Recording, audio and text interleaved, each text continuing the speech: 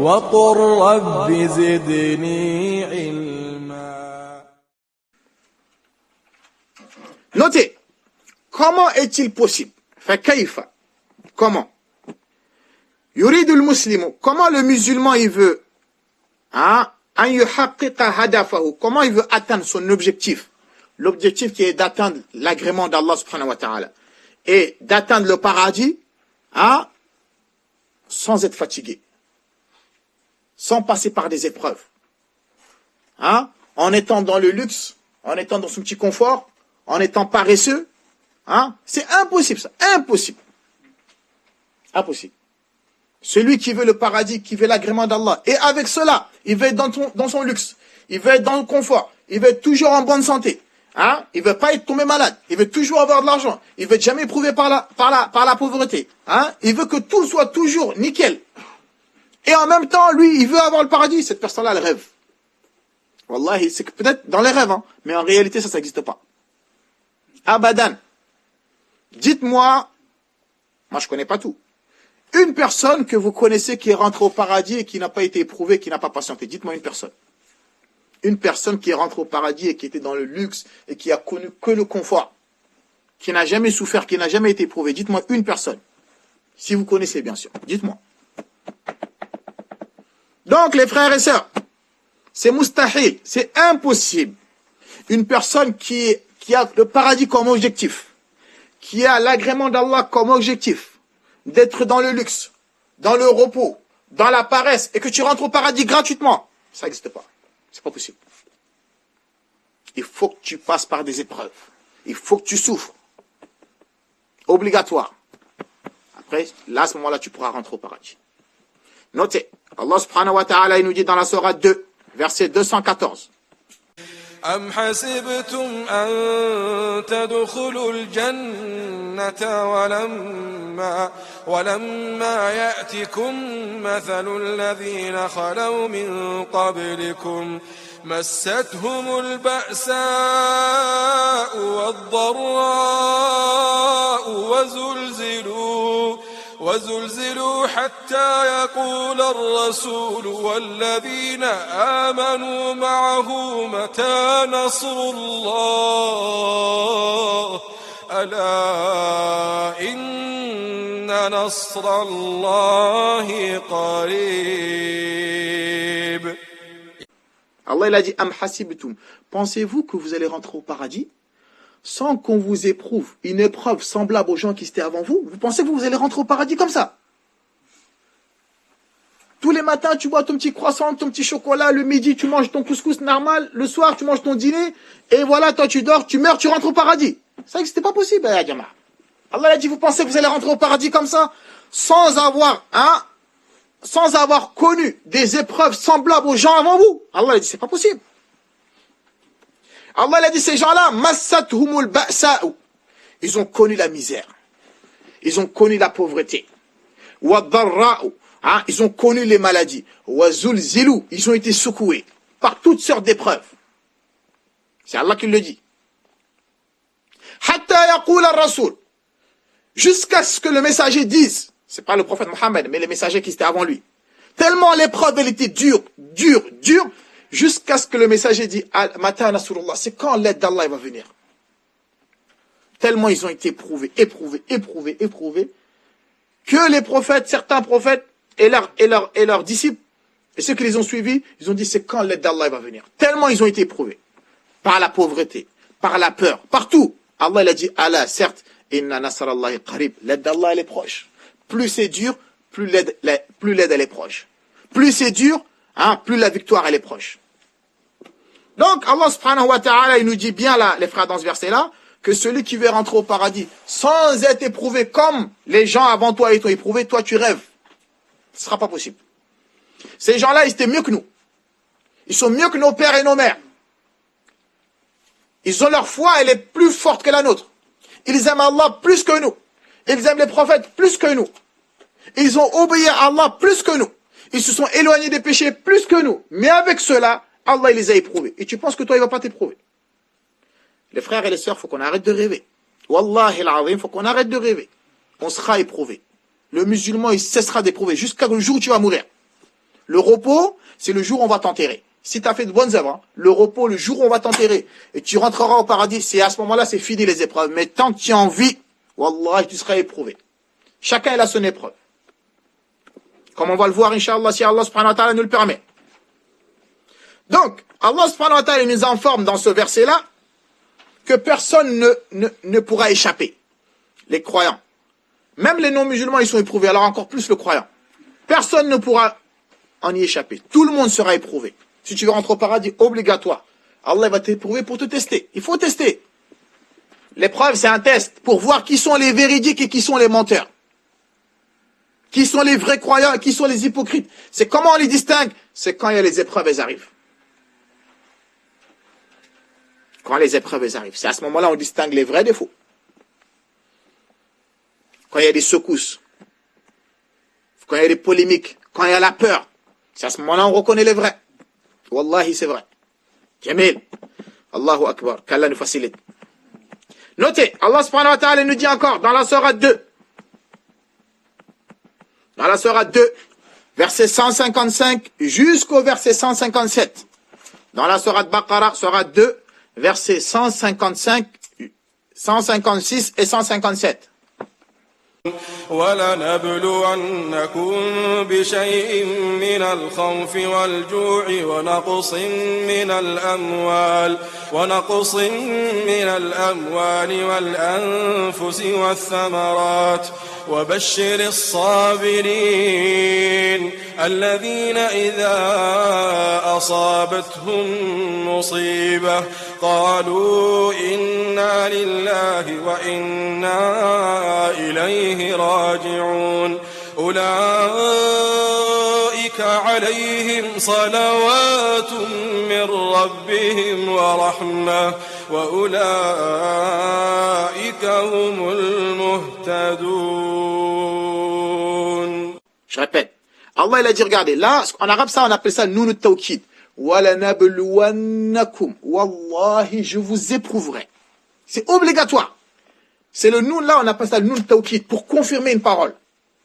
Certes, je vous éprouverai obligatoirement.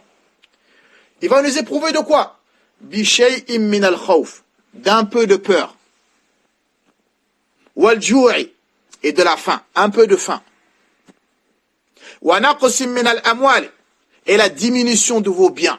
La sécheresse, t'as fait faillite, t'as perdu ton argent, on t'a arnaqué, il a akhiri, on t'a volé, hein, il a akhiri. Wal anfusi et de la perte des personnes. Ton fils il meurt, ton père il meurt, hein, il y a les, comment ça s'appelle? Il y a les virus, il y a les maladies, il a akhiri. Et Allah il a dit, wa bashir as-sabirin. Mais annonce la bonne nouvelle à ceux qui ont été patients. Annonce, ces gens-là, annonce-leur la bonne nouvelle qu'ils auront le paradis. Mais je vais vous éprouver. Allez, je vous pose la question avant de continuer dans ce verset-là. Allah l'a dit, وَلَنَبْلُوَنَّكُمْ je vous éprouverai بِشَيْءٍ. Shay'in, ça veut dire un peu. بِشَيْءٍ مِّنَ الْخَوْفِ d'un peu de peur, un peu de faim, un peu de diminution des biens, un peu de diminution des personnes, un peu de diminution des fruits. Pourquoi il a dit un peu? Mais pourquoi Allah il a dit un peu? Je vais vous éprouver d'un peu de peur. Parce que si Allah il nous avait éprouvé de beaucoup de peur, ça va nous anéantir. On ne pourra pas supporter. Impossible. On ne peut pas. Si Allah il a dit, je vous ai éprouvé d'un peu de peur. S'il nous avait éprouvé de beaucoup, ça nous aurait anéanti. Et le but de l'épreuve, c'est pas de nous anéantir, mais c'est de nous purifier. Le but de l'épreuve, quand Allah t'éprouve par de la peur, la faim et autres, c'est pas pour t'anéantir. Sinon, il aurait pu comment ça s'appelle, nous éprouver de beaucoup de peur, nous éprouver de beaucoup de faim. Mais on n'aurait pas supporté, ça nous aurait anéanti. Donc quand il a dit un peu, ce qui te fait comprendre, mon frère et ma sœur, que l'épreuve ne vient pas pour t'anéantir. L'épreuve, elle vient pour te purifier. C'est pour ça qu'il a dit un peu. Parce que si il voulait t'anéantir, il t'aurait donné beaucoup de peur et beaucoup de faim, il a akhiri. Vous avez compris ça le ma'na ou pas? Ça c'est important. Il a dit un peu. Pourquoi? Parce que ce un peu-là, ça vient pour te purifier. Allah, il te veut pas du mal. Allah, subhanahu wa ta'ala, il a qadar qui était tombé malade. Il t'a éprouvé par un peu de maladie. Si tu regardes, t'as 30 ans, si tu regardes pendant toute ta vie, t'as été plus en bonne santé que malade. En général, tu as été plus en bonne santé que malade. Si tu es malade, c'est peut-être en hiver, quand il commence à faire froid, la gastro, la fièvre, hein, 1 semaine, 2 semaines, et tout le reste de l'année, tu es en bonne santé. Ça? Donc, il t'a éprouvé par un peu de maladie. Si tu avais éprouvé par beaucoup de maladies, tu n'aurais pas supporté. Donc, l'épreuve, je le répète, elle vient pour te purifier. Le musulman, c'est ce qu'il doit comprendre. Allah, l'épreuve, c'est pas pour te châtier. C'est pour te purifier déjà de tes péchés. Parce que peut-être tu demandes pas assez pardon. Tu te repens pas assez. Tu demandes pas assez astaghfirullah. Donc Allah, il te fait parvenir cette épreuve-là pour te pardonner ce péché-là que tu avais fait dans le passé. Parce que s'il passe pas par ça, il se peut que ce péché-là, ça va être une cause pour te faire entrer en enfer. Et toi, t'as pas demandé assez pardon. Donc Allah, il va te mettre une épreuve. Cette épreuve-là, quand tu patientes, ça va expier le péché que tu avais fait. Ou bien, comme on va le voir tout à l'heure, Allah subhanahu wa ta'ala, il veut que tu accèdes à un degré dans le paradis, mais tu pries pas assez. Tu fais pas assez des prières surrogatoires. Tu fais pas assez des jeûnes surrogatoires. Tu fais pas assez des aumônes surrogatoires. Donc Allah, il va t'éprouver par une maladie, ou par une mauvaise femme, qu'Allah nous en préserve, ou par un mauvais mari, ou par un mauvais enfant. Il a akhirihi, et en patientant, comme ça, tu puisses atteindre le degré qu'Allah voulait que tu atteignes dans le paradis. Mais tu fais pas assez de salade. Ça aussi, l'épreuve, donc, c'est que du khair. Soit l'épreuve, elle vient distinguer le vrai du faux, qui est véridique et qui est menteur, qui est sincère et qui est un imposteur. L'épreuve, elle vient, elle distingue tout ça. La deuxième chose, l'épreuve, elle vient pour te purifier de tes péchés. L'épreuve, elle vient pour te faire prendre conscience que, attention, ça, on en a vu beaucoup comme ça. Des gens qui faisaient pas du tout la salade, mais le jour où ils sont tombés malades d'une grave maladie, quand Allah les a guéris, ça y est, ils ont repris le droit chemin. Ça, on en a vu ça, non? Des gens qui étaient dans le faux, dans le batil, dans les danses, boîtes de nuit, Allah il a qadda, ils ont fait un grave accident, tous les passagers de la voiture sont tous morts sauf lui. Ça l'a fait revenir à Allah. Donc cette épreuve-là, c'est un bien pour lui ou pas? Bien sûr que c'est un bien. On en a vu beaucoup comme ça. Des gens, c'est après être éprouvés d'une grosse épreuve, c'est là maintenant ils sont revenus vers la religion. Donc Allah l'a fait, c'est pas pour te punir, mais c'est pour te purifier. Ou bien pour élever ton degré dans le paradis. Donc l'épreuve, c'est pas un malheur. Pour nous les musulmans, c'est pas un malheur. C'est clair ça? Alhamdulillah.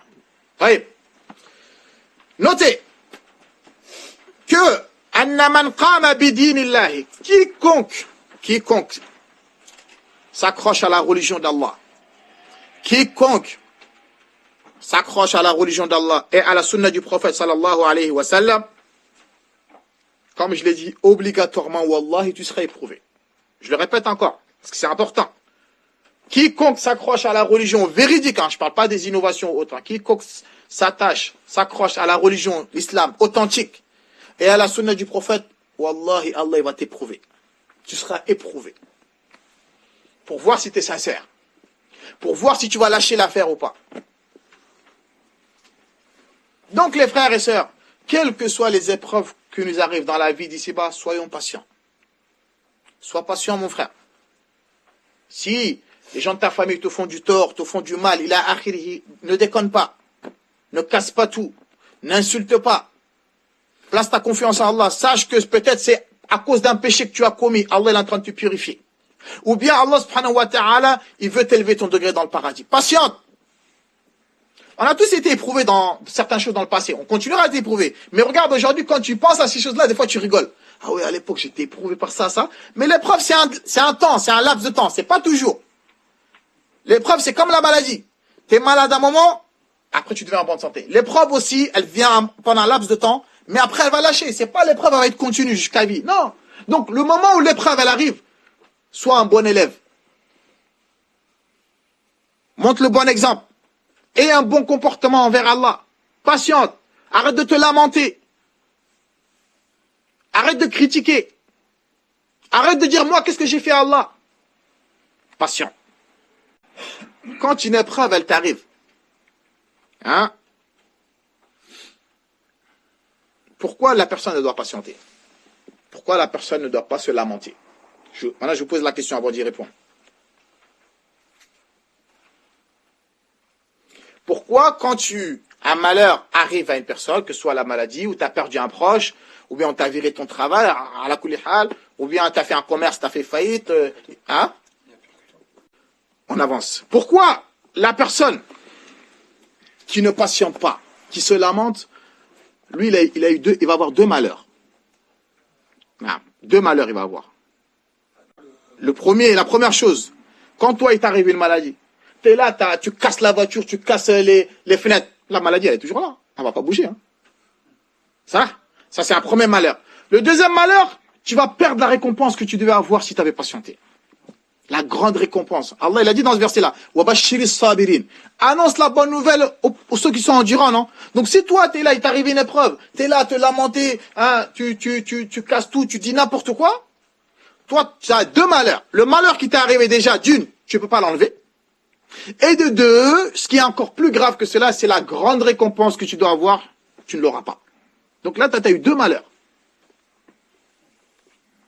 Mais si tu patientes, tu auras deux bonheurs. Le premier, c'est que cette épreuve-là, elle va être purificative pour toi. Purificatrice. Elle va t'expier tes péchés déjà. Et le deuxième bonheur que tu auras, ça va élever ton degré auprès d'Allah subhanahu wa ta'ala. Tu auras deux khairs. Mais si tu te lamentes, tu auras deux malheurs. Vous avez compris ça, voilà? Muhim. C'est important, les frères. C'est pour ça, donc, Allah, il a dit à la fin du verset, annonce la bonne nouvelle aux croyants. Ce sont qui ces croyants-là? Parce qu'on voit parmi les musulmans, certains frères ou certaines sœurs, quand il arrive une épreuve, il dit tout, il dit n'importe quoi. Et lorsqu'il se calme, il dit, ouais, maintenant je patiente. C'est trop facile, ça. Quand tu patientes, c'est au moment où ça t'arrive que tu dois patienter. C'est pas t'es là, tu t'insultes tout le monde, tu critiques tout le monde, tu casses tous les verres, tu casses tout et n'importe quoi, tu déchires tes habits. Après, une heure après, 2 jours après, tu viens, tu dis, ouais, maintenant, comme j'ai pas le choix, vas-y, j'ai pas le choix, je patiente. Il y a des gens comme ça, non? Quand tu patientes, c'est le moment où ça t'arrive, si tu veux pas perdre la récompense. Mais t'as fait n'importe quoi, ensuite tu dis, je patiente, mais t'as pas le choix, t'es obligé de patienter quoi qu'il arrive. Mais ce que t'as fait là, t'auras le péché pour ça. Donc quand tu patientes, ma sœur, ou mon frère, quand il t'arrive quelque chose, c'est sur le coup que tu dois patienter. Et wallahi, ceux qui font ça, beaucoup, ils regrettent tous. C'est que du regret. Ah, si je savais, j'aurais dû patienter, j'aurais pas dû faire ça. T'as vu, il y a un tel, je lui ai dit une parole, je l'ai blessé. Et cette parole, il se peut que c'est ce que t'as dit à cette personne-là, tu vas le blesser à vie. Il y a une cassure entre toi et lui, c'est à vie. Et tu pouvais ne pas dire ces genres de paroles-là. Ça c'est important, les frères. Le musulman, il doit être posé. Il arrive quelque chose, pose-toi d'abord. Regarde les conséquences de si tu parles ou t'insultes ou tu fais. Quelles vont être les conséquences après? Donc la chose, elle est là, patiente. Reviens vers Allah. Comme Allah l'a dit, ces croyants-là, ces endurants-là, ce sont qui? Ceux qui disent Inna lillah, on appartient à Allah. Tout ce qui nous arrive, on appartient à Allah. C'est Allah qui décide. Wa inna ilayhi raji'un. Et c'est vers lui qu'on va retourner.